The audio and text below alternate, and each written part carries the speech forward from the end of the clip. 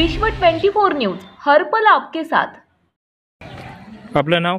रघुनाथ लक्ष्मण पवार, राहणार मुक्काम पोस्ट नागपूर, तालुका लोहारा, जिल्हा उस्मानाबाद। बर, काय म्हणून फिर्याद दिलेली आहे आपण लोहारा पोलीस स्टेशन येथे? मी माझ्या मुलाच्या दवाखान्यासाठी त्याची आजी व्याजबाटाचा धंदा करत होती, त्याची आजीकडून पैसे घेतले होते मी व्याजानं। किती पैसे घेतले होते? 30,000 घेतले होते। कधी घेतले होते?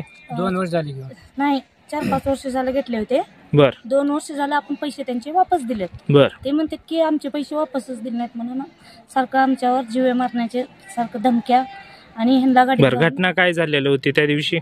घटना त्या दिवशी त्यांनी सकाळी घरी आले। किती तारखेला? सोमवारी। बर, सोमवारी काय झालं?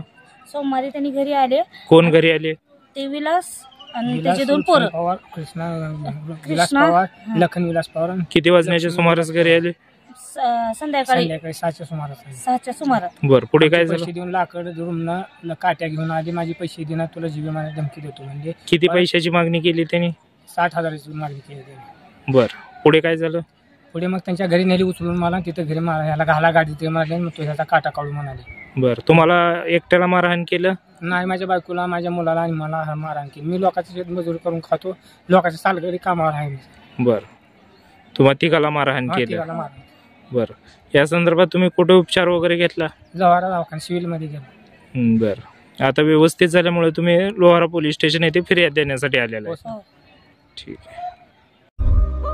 राज्यातील महत्त्वाच्या आणि आपल्या भागातील ताज्या बातम्या पाहण्यासाठी आजच आमच्या विश्व 24 न्यूज चॅनलला यूट्यूबवर सबस्क्राईब करा आणि बेल आयकॉन प्रेस करा।